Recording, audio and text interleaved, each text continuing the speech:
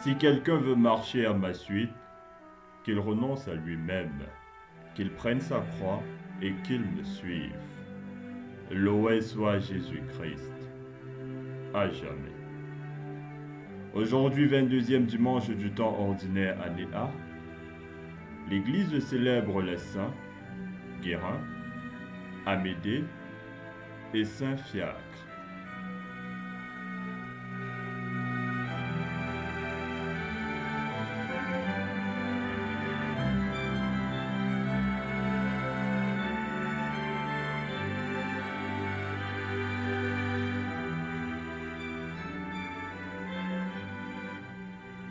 Les différents textes soumis à notre méditation. Nous avons la première lecture tirée du livre du prophète Jérémie, le psaume 62, la deuxième lecture tirée de la lettre de Saint Paul apôtre aux Romains, et enfin, l'évangile de Jésus-Christ selon Saint Matthieu.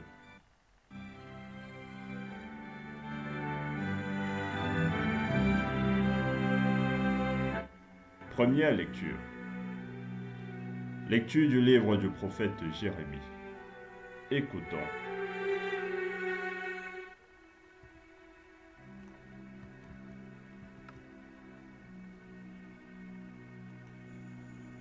Seigneur, tu m'as séduit et j'ai été séduit. Tu m'as saisi et tu as réussi. À longueur de journée, je suis exposé à la raillerie. Tout le monde se moque de moi. Chaque fois que j'ai à dire la parole, je dois crier, je dois proclamer violence et dévastation. À longueur de journée, la parole du Seigneur attire sur moi l'insulte et la moquerie. Je me disais, je ne penserai plus à lui, je ne parlerai plus en son nom. Mais elle était comme un feu brûlant dans mon cœur. Elle était enfermée dans mes os. Je m'épuisais à la maîtriser sans y réussir. Parole du Seigneur. Nous rendons grâce à Dieu.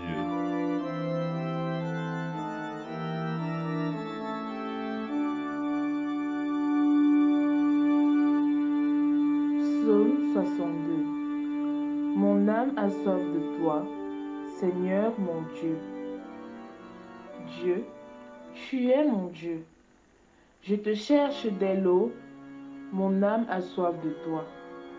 Après toi languit ma chair, terre aride, altérée, sans eau. Mon âme a soif de toi, Seigneur mon Dieu. Je t'ai contemplé au sanctuaire, j'ai vu ta force et ta gloire. Ton amour vaut mieux que la vie, tu seras la louange de mes lèvres. Mon âme a soif de toi, Seigneur mon Dieu. Toute ma vie, je vais te bénir. Levez les mains en invoquant ton nom. Comme par un festin, je serai rassasié. La joie sur les lèvres, je dirai ta louange. Mon âme a soif de toi, Seigneur mon Dieu. Oui, tu es venu à mon secours. Je crie de joie à l'ombre de tes ailes. Mon âme s'attache à toi. Ta main droite me soutient. Mon âme a soif de toi, Seigneur mon Dieu.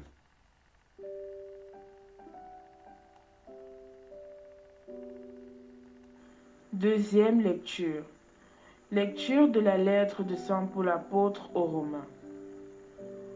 Je vous exhorte, frères, par la tendresse de Dieu, à lui présenter votre corps, votre personne tout entière, en sacrifice vivant, saint, capable de plaire à Dieu. C'est là, pour vous, la juste manière de lui rendre un culte.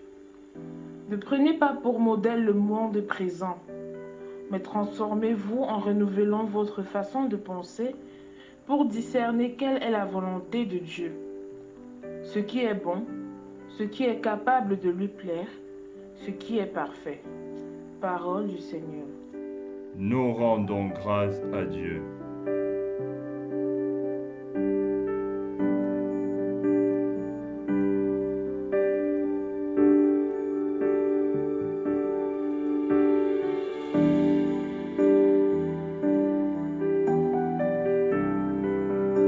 le Père de notre Seigneur Jésus-Christ ouvre à sa lumière les yeux de notre cœur pour que nous percevions l'espérance que donne son appel. Alléluia.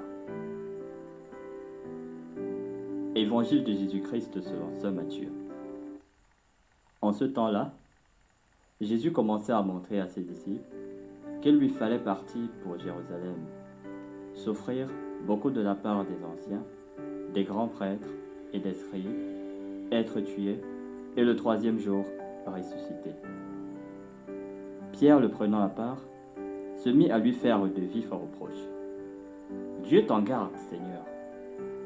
Cela ne t'arrivera pas. » Mais lui, se retournant, dit à Pierre, « Passe derrière moi, Satan.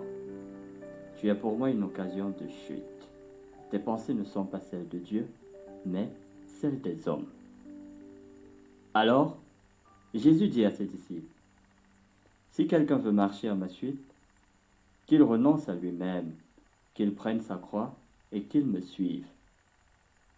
Car celui qui veut sauver sa vie la perdra, mais qui perd sa vie à cause de moi la trouvera. Quel avantage, en effet, un homme aura-t-il à gagner le monde entier, si c'est au prix de sa vie? Et que pourra-t-il donner en échange de sa vie? Car le Fils de l'homme va venir avec ses anges dans la gloire de son Père. Alors, il rendra à chacun selon sa conduite. Acclamons la parole de Dieu. Louange à toi, Seigneur Jésus.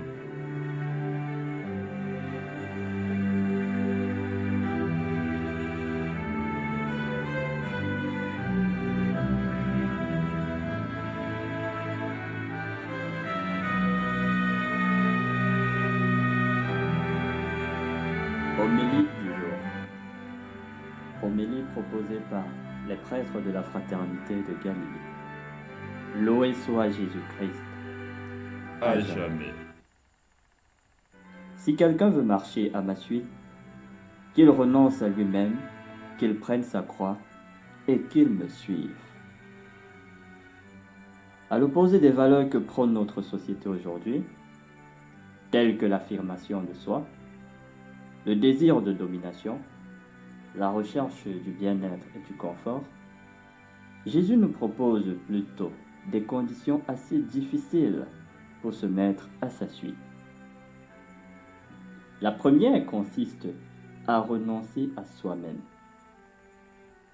Il s'agit de renoncer à sa volonté, à sa puissance, à son pouvoir, à ses projets, à sa dignité, à ses biens, à ses désirs, à ses convictions, à ses relations et même à sa propre vie, afin que désormais, seule la volonté de Dieu règne en nous.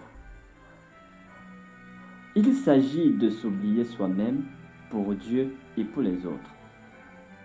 Il s'agit de se détacher de manière volontaire de ce qu'on est ou de ce que l'on a pour la seule gloire de Dieu et le salut de nos frères.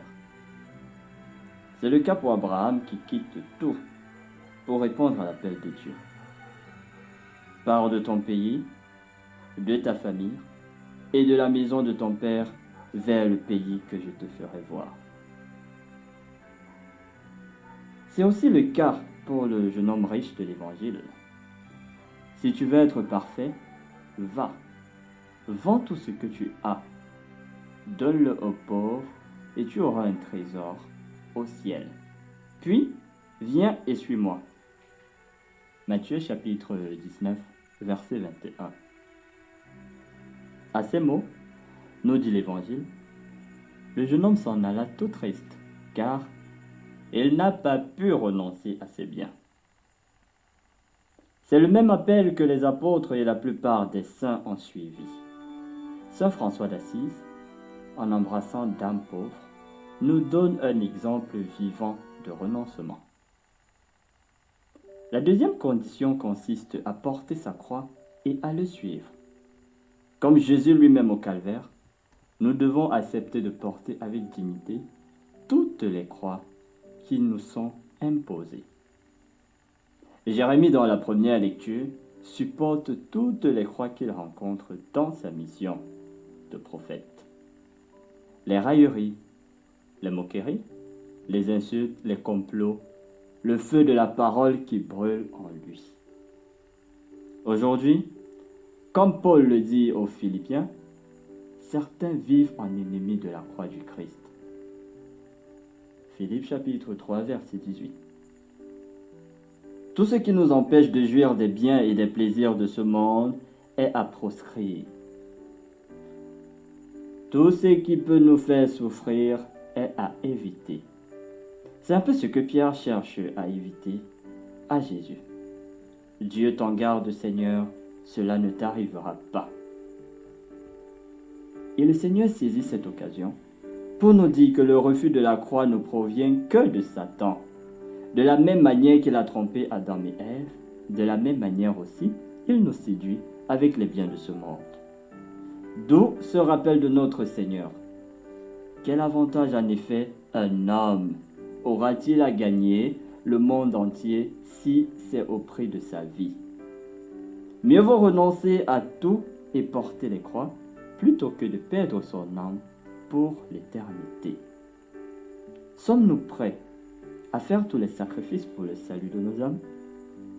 Sommes-nous préparés à accepter de porter toutes les croix qui nous sont imposées dans nos familles, dans nos communautés, dans nos lieux de travail et dans tous nos milieux de vie?